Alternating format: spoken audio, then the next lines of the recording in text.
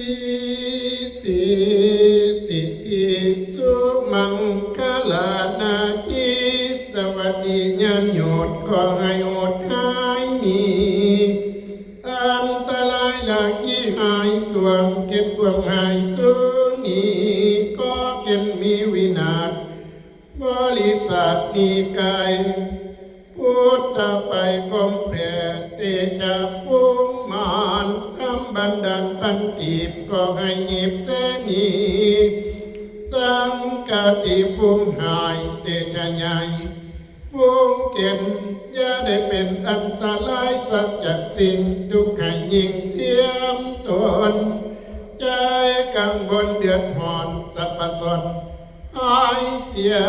อาจจะในมือนี้วันนี้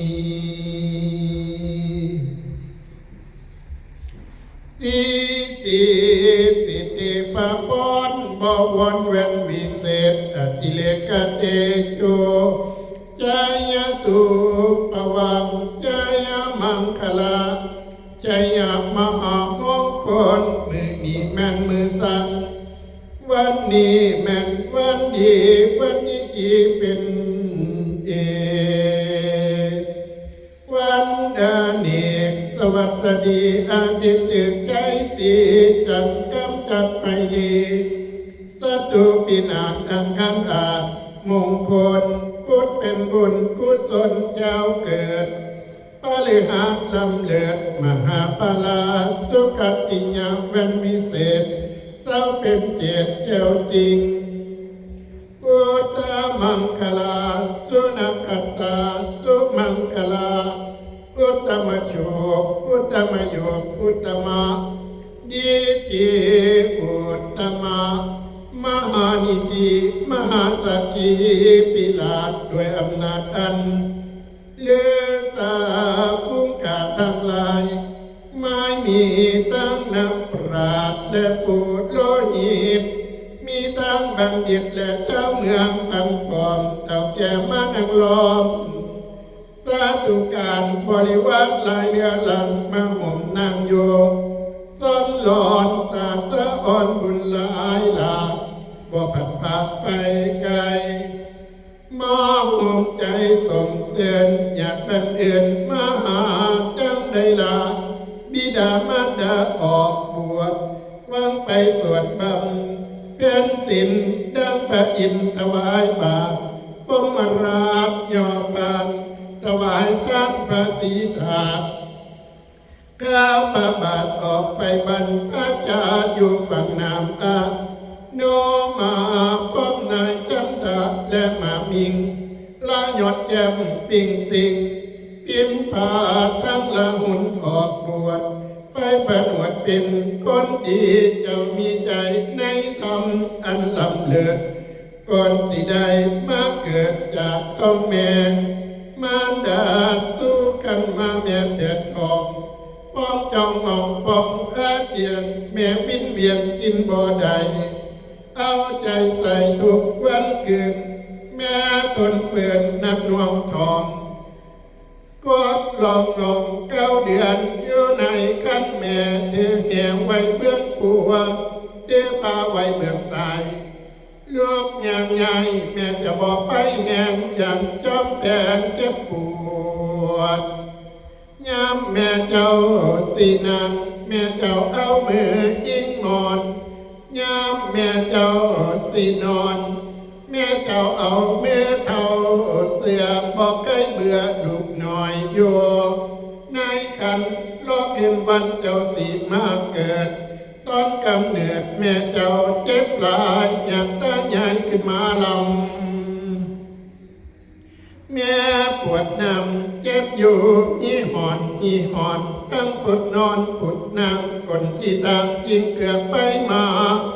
เหมือนที่ว่าจะขาดมรณะเมียนตายไป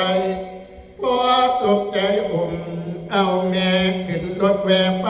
หาหมอพอนั่งรอใจแทบขาดปวดเป็นบาดแม่เจ้าเจ็บหลายทุรนทุรายหายใจบ่ออกแม่ห้องบอกคุณหมอน้ำตาคอไหลหลัง เนื้อแตกต่างเต็มตัวเม็ดเศษโตเต็มหนาฟ้านดินฟ้า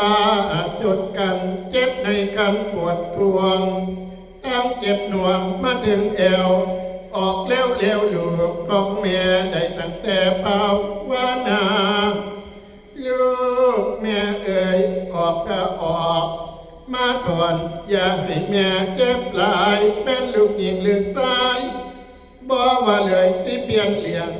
ได้ยินเสียงเมาเบาปลอบใจเอาไกลแล้วนี้ทุกอยู่ในโลกนี้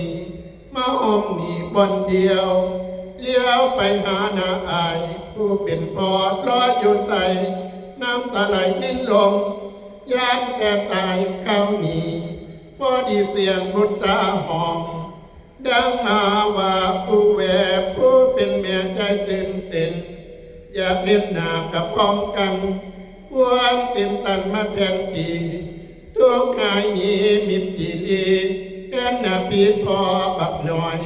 น้ำตาย้อยให้ใส่กันต่อแต่นั้นผู้เป็นแม่ดีใจหลายลืมความตายไปหมดสิ้น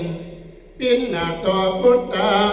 ความสิเนหาหล่นอังน้ำตาหลั่งดีใจหลายได้ลูกชายมาห่วงบานบ่กี่คันเลี้ยงดูแม่อุ้มสูดจะใส่กูแม่เจ้าอยู่กำไฟ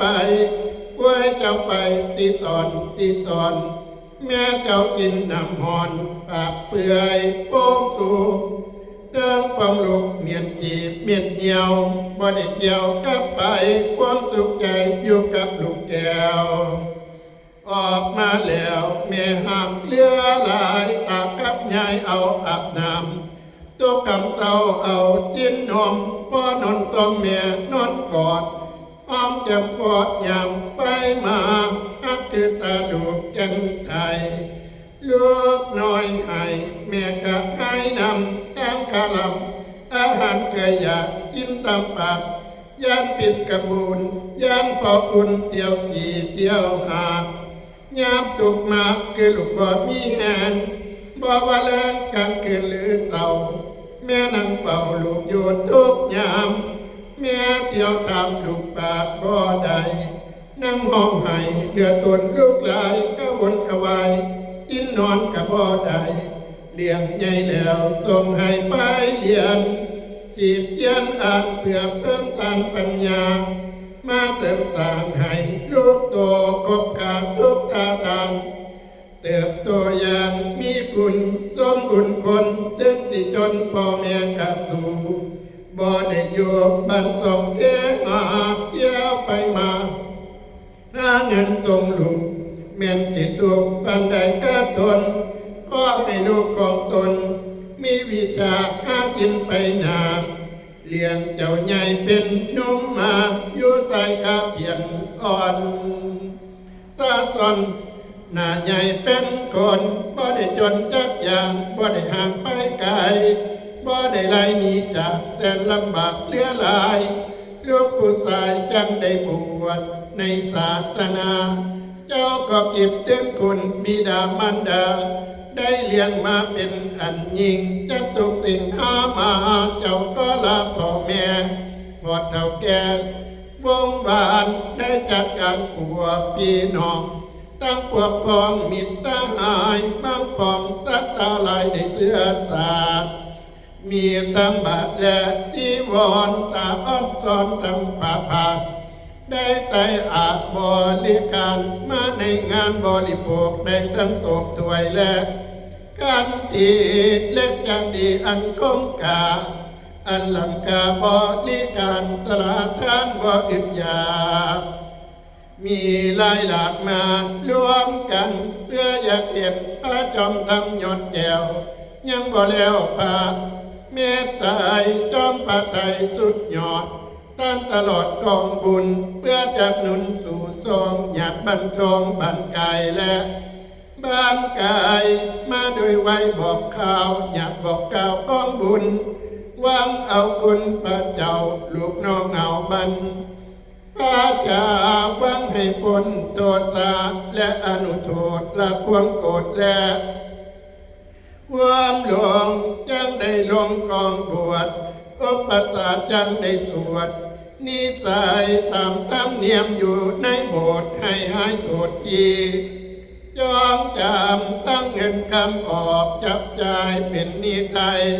ตอนนี้บ่ให้มีจักอย่างของต่างๆตัดนี้บ่ให้มีจักสิ่งเป็นแก้วมิงป้อมมาจันมารวมกันสุขสำราญหรือเดชก็ให้พ้นจากทุกเจตอยู่สวัสดีจัตตาโลธรรมาวุติธรรมทั้งสี่คืออายุวันนาสุขะพละอโลกาอันทวนหาปฏิปันอันทวนหกอธิปไตยอันทวนเจ็ดจงเสด็จลงมารักษายังกันทะสันดานแห่งเจ้าตับต่อเท่า5,000 วัฏฏะก่อขาดเดินสีสิทธิจายมังคลาอาคมพรหมวิหารสถานหลวงวิเศษเจ้านาเอกนาโปรดเสียงคนหัวหอมหวนเจ้าจะได้บวชเป็นพระภิกษุสงฆ์ทรงศีล227แล้วให้เจ้างามของแผ่วได้บุญแจว3 ประการเอาทางนิรพันธ์ให้หมดให้เจ้าต้มน้ำอาบปัวบาทบาทาให้ผู้บาอาจารย์ทุกคำเศร้าให้เจ้านำคำเบาสนทนาก้องสิขาอย่าประมาทบิณฑบาตอย่าขาดทั้งปัดปวดและขัดดูให้เจ้าเอาใจดูลิงลำหูปำพอมฟังเสียงสัดสำเนียงอันเป็นประโยชน์อดสมโพธิโปรดสมทานปรารถนาสัพพัญญุตญาณอันผ่องแผ้วกล่าวแล้วคือปานิพพานเดียววัฏสงสารแสนยากก้องลำบากให้เพียรอดในสิกขาบทอดทุกสิ่งอดลำยิงเดือหลายนอนติมสายเกิดโทษเข้าบันโพดบ่นิมนต์เจ้าอย่าสนละบนบ่เมียนหีบตกแต่งดีดกะยังตนก้นก่อนเสียงห้องทำเว้านำสาวเย็นชมเท้าใจเจ้าสั้นเว้ามันยากเมื่อเอือนตาแค่เทียนยักขิวผาดสาวนั่งหนักบอกพวกเกณฑ์บ่เล่นเห็นตั้งเป็นบาปใจสาวอยากบอกเลี้ยงดูเห็นภิกษุอยากเย้าหยอกต้อแย่ตาแค่เทียนเลี้ยวเบื้องหน้าใจเศร้ากะอยากใส่ใหญ่น้ำทางไปยักขิวปาดเห็นประพาดใจเจ้าวันไว้ตามเห็นปากงามว่าเป็นสู่เก่าอยากเบาเลียนแจมอีหลีฟุ้งนี้บอดีมีมากลายเจ้าอย่าได้ตายใจให้หลีกเว้นเจ้าอย่าเฮ็ดเล่นส้นหล่นไปในป่าในดงแป้งวงเตตะกอยักขิวรอสีกาอาบัตนามีมากอาบัตหลักเลือลายตกอบายเป็นบาปฟุ้งอยากซาอยากกล้าทำเว้นกรรมมีทุกสิ่งอาบัตหญิงเป็นเวรกองบอกปักเขียนเจ้าอย่าฉันเกิดโทษอาบัตโสดปาจิตดีมีเหลือหลายบ่ได้หลายต้องอาบัตหลายตกหมอนาหกย่อมปีบันเป็นหยกใส่หมอดเล็กแดงคอยบ่ได้แอบแฝงมาหลอกคอยสิบอกให้เจ้าจืดจำเอากันเจ้าจำบ่ได้ให้เจ้าใส่ใจฟังอย่าได้จิตลุ่งหลังน้ำสู่เก่าอย่าว่าหอดดินดันน้ำมาเป็นกรรมเกิดโทษบ่เป็นประโยชน์ป้าเจ้าสดเสียสีหมออเวจีเป็นทีจังให้เจ้าตั้งใจมันตามพระบาลี เจ้าอย่าได้ถือปีเฮือนและปีเสือปีเหือแหด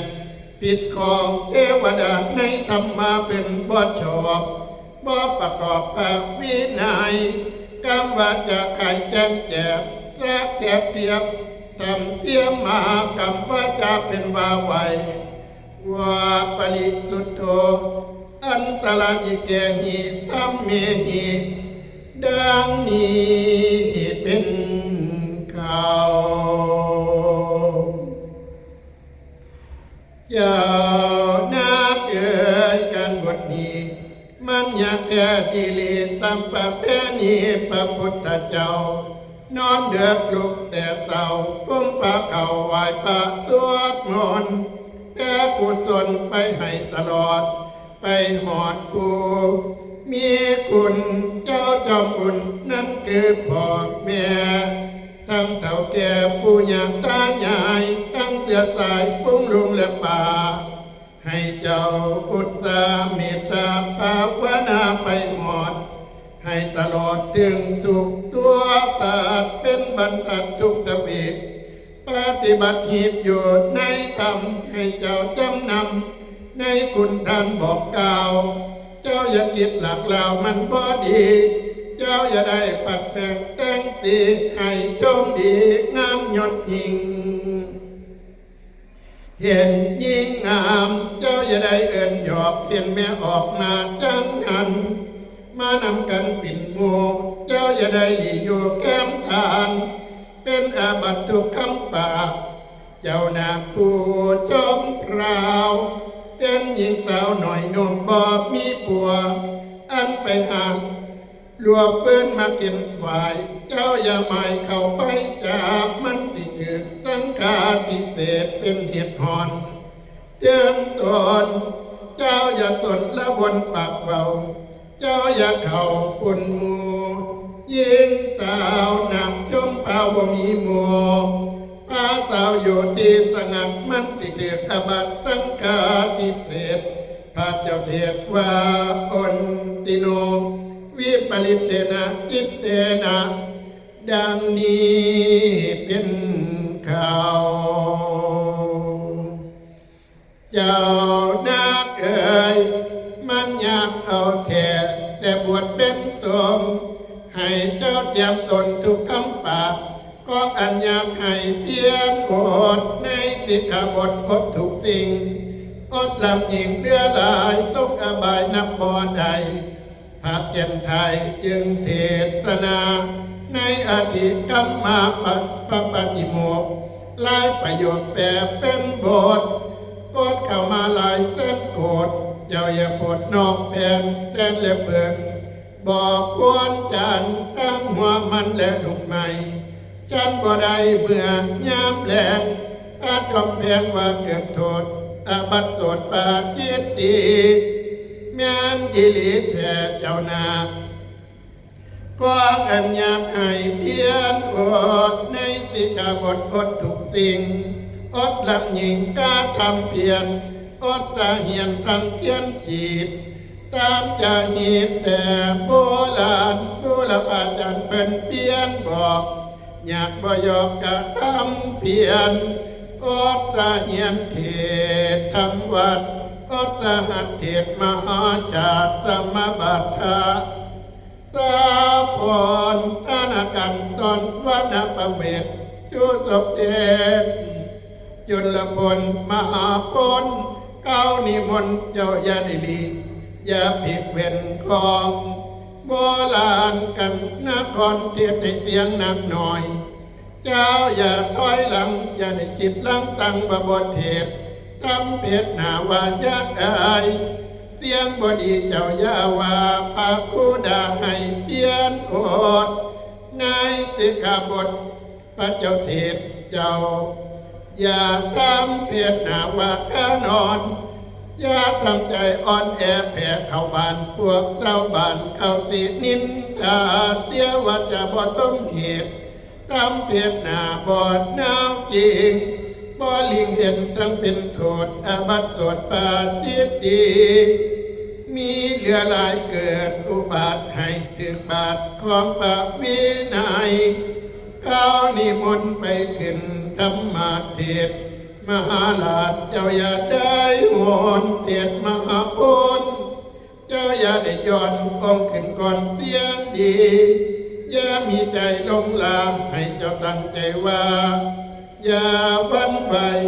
แก็บความไปอย่าขาดเจ้าอย่าผาดพอความอายเจ้าอย่าอายพวกนักปราชญ์เทียนให้ขาดในอักษรใต้ตามก่อนเจ็บเจียงเสียงบอดีเขาหักสิยองฟุ้งหูญาตินอมมานั่งฟังทำใจบ่ดำจิ้วปวดซอยสูดนาตื่นสมปมภายบนมาไก่ปวงเทียบไทยสักการะลิ้มทอนถวายพรบ่ได้ขาดพวกนักปราชญ์ยองว่าดีว่ามาเดินควันเอ่ยควันเจ้าลงไปเล่นหน้าที่ทองเมืองนานางสนมหนุ่มหน่อยส้มสอนให้เต้ามาควรจะไปเที่ยวเล่นชนละทานอนุดาตควรจะไปเที่ยวเล่นกระแสน้ำไฟไกลก็ให้มาสามือนี้วันนี้ควรจะไปเที่ยวเล่นยมมานาลอยลมควรจะไปเที่ยวห้องหวยอาสอนหมู่สาวก็ให้มาสามือนี้วันนี้ว่ามาเดินควันเอ่ยควันเจ้าเคยไปข้างตั้งไก่ก็แกงก็ให้มาสามือนี้วันนี้ควรจะไปเที่ยวแห่งห้องสมุดกวงพวงนาทีก็ให้มาสามือนี้วันนี้ควรจะไปอยู่เหล็กน้ำเหลือพินพาก็ให้มาสามือนี้วันนี้ควรจะไปสมจีมัดจากร้อยเหรียญก็ให้มาสามือนี้วันนี้ควรจะไปวังปวงให้มาเด้ออย่าได้อยู่อย่าได้ป่าพ่อแม่ไว้ทั้งนี้เป็นคอยว่ามาเดินคนเอ่ยควรเจ้าอย่าได้ไปเดินเล่นไปที่ลีนอกเขตควรเจ้าอย่าได้เดินประเทศเที่ยวทางไกลอย่าลงไหลไผ่ป่าควรเจ้าอย่าได้ไปต้มหมูลิงและกังเทาหมูนกเขาและเสือสิงกล้วยกระทิงและแหบสางว่ามาเดินควันเอ่ยให้เจ้าเข้ามาอยู่เข้ามาสู่สายกาให้เจ้ามาเตรียมตัวบวชให้มาเข้าผนวดเป็นสงฆ์ให้เจ้าลงมาอยู่ลงมาสู่สังฆาปฏิมาหยดแก้วใจป่องแผ้วเลือลายยามเดือนงายอย่าได้ลวงให้เจ้าห่วงของธรรมให้เจ้านำของปูให้มาโยดจำสินให้มากินข้าวบาทมานั่งอาจนำทรงให้มาลงในโบสถ์ละพวงโกรธและโตสาให้เจ้าใดเทศนาซ้อมสั่งให้เจ้านำเป็นซ้อมผ่านให้ได้เป็นอาจารย์นักบวชให้ได้สวดปฏิโมกข์ขังให้เจ้าฟังในศาสนาว่ามาเดินควันเอ่ยชัยตุภวังชัยมังคลาชัยมหามงคลจัตตโรธรรมวัตตันติอายุวันโนสุขังพลังก่อขาเทินสัพพุทธานุภาเวนะ สัพพธรรมานุภาเวนะสัพพสังฆานุภาเวนะสัพพโสธีภวันตุเต